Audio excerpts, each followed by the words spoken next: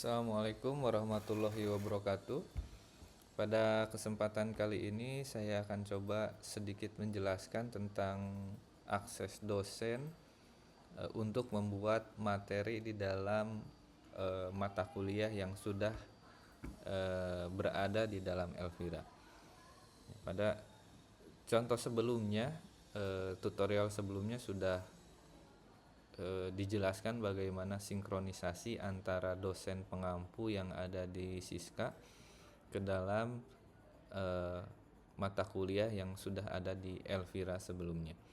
Nah, pada saat ini kita lihat kita masuk ke dalam mata kuliah yang akan kita isi untuk kontennya. Salah satu contohnya di sini kelas A.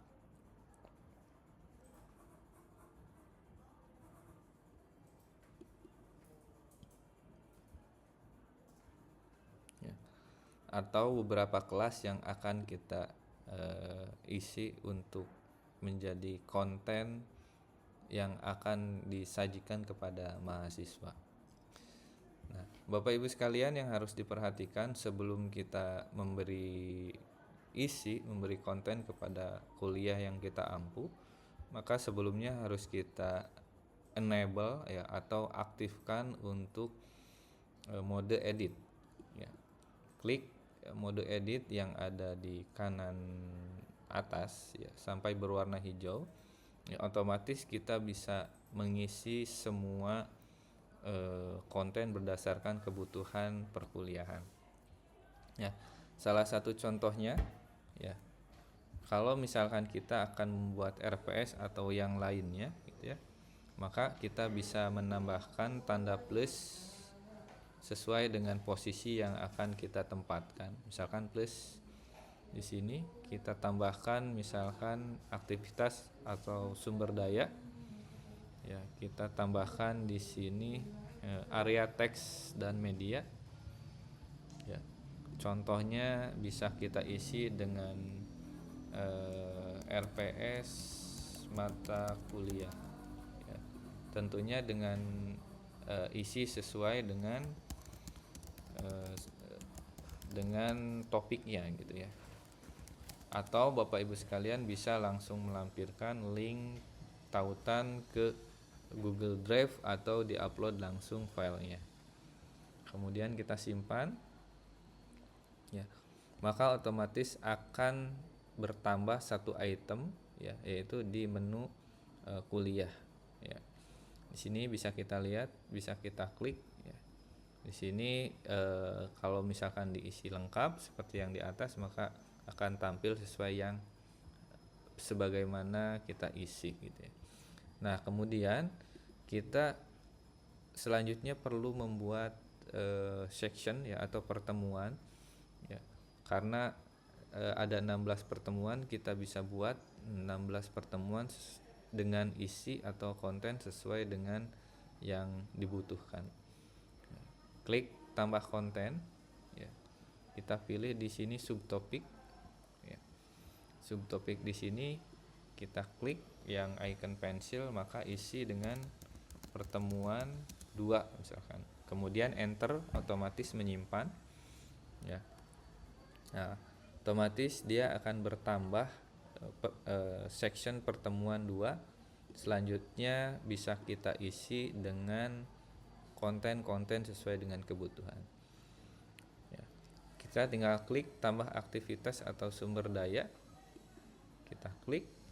Nah, kalau misalkan kita mau upload untuk PDF gitu ya atau PPT dan yang lainnya, maka kita bisa pilih area teks dan media, tambahkan. Nah, di sini kita bisa beri nama misalkan pemahaman pemrograman web misalkan ya. Nah, di sini isinya itu tergantung dari apa yang mau Bapak Ibu sampaikan.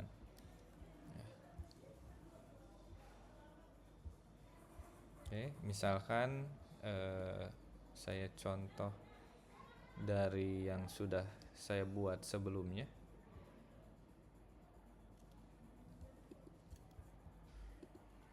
Oke, misalkan seperti ini, copy.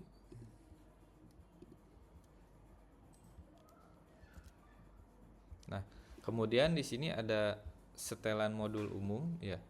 Kalau misalkan mau disembunyikan atau mau ditampilkan di halaman yang bisa dilihat oleh mahasiswa, kemudian paksakan bahasa ini maksudnya di force language yang akan ditampilkan di halaman course atau halaman mata kuliah, mau itu bahasa Indonesia atau bahasa Inggris gitu ya.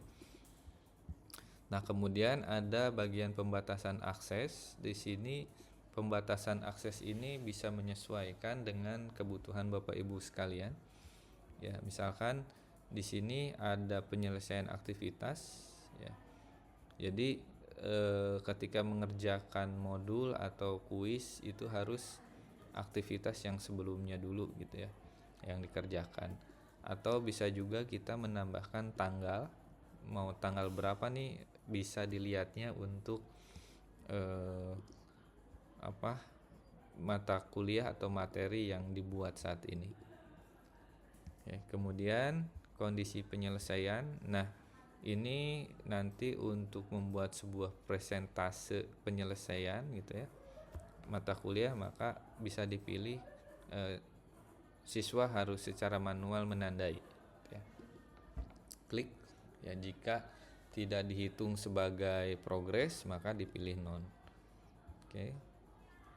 Nah, selanjutnya tag bisa kita isi, kemudian kompetensi kalau misalkan perlu ditambahkan kita bisa tambahkan. Selanjutnya simpan ya. Nah, otomatis seharusnya dia akan muncul di bagian pertemuan 2 gitu ya, karena tadi kita menambahkannya di pertemuan 2.